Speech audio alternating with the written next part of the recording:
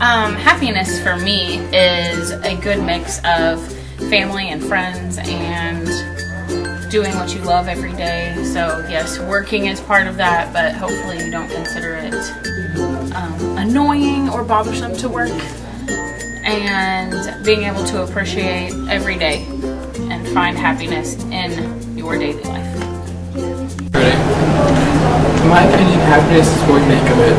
I feel like whatever you do every day just makes you happy.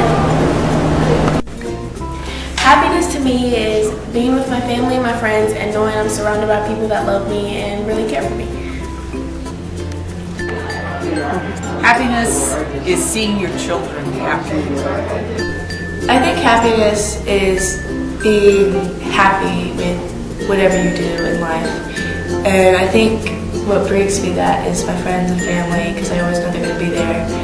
And when I'm down, they're always going to bring me back up.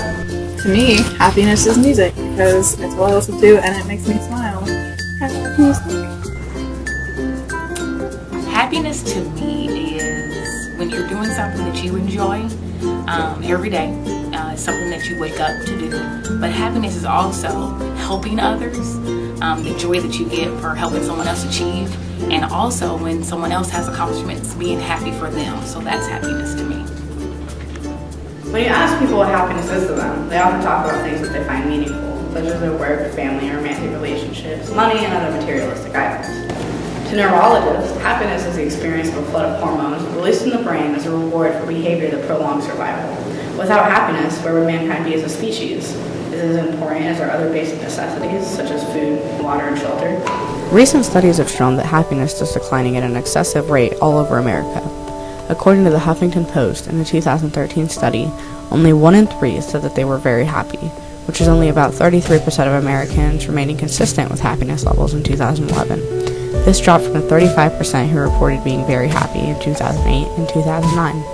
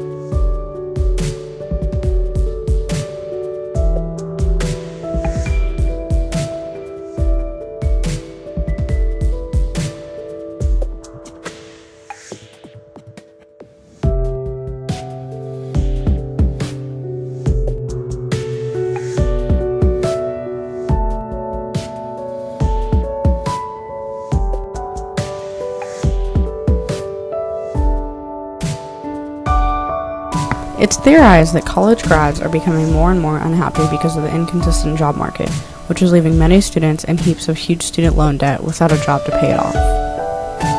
Americans with disabilities have dropped in happiness levels due to the budget sequester cuts and disability programs, according to the Harris poll. And minorities, specifically Hispanics, have shown an obvious drop in happiness as well. The poll points out that this could be attributed to the ongoing and highly contentious immigration debate.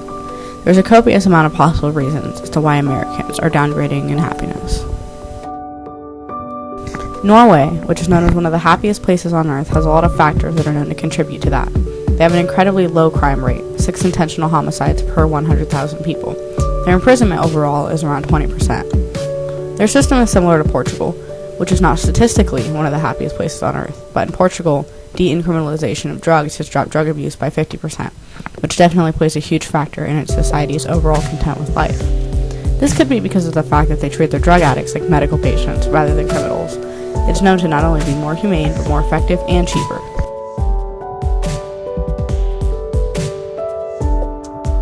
Japan has been known for being a less than happy country. This has been said to be due to being overworked in an overpopulated country. While almost a third of the country reported that they worked very long hours, the second highest behind Turkey at 43%, it doesn't seem to be paying off. The average Japanese person earns just $23,458 a year. 15% of Japanese people said that they rarely or never spend time with friends or family. They are worked so hard that there's even a name for it, karoshi, which translates to death from overwork.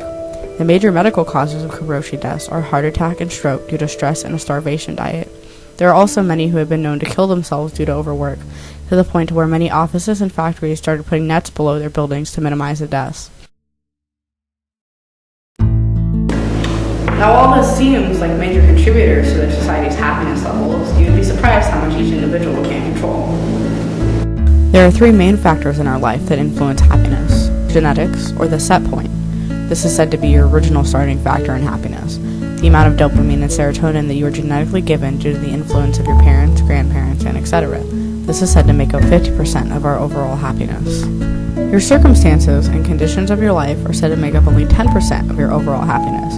Relationships with others, where you live, your family situation, the amount of money you make, are all things people claim to be a big contributor of their levels of their happiness. It may seem surprising that this is said to only make up 10% of your overall happiness, considering the numerous statistics that show that certain societies are happier than others, just because of a few differences in laws. This is because most people rely on outside sources to bring them overall joy and content. This brings us to the remaining 40%. The remaining 40% is known as your intentional activities. 40% of your happiness is theorized that you can control it simply by training your brain to think differently, by being more positive, more optimistic. It's been scientifically proven that we have a major influence on how our brains work.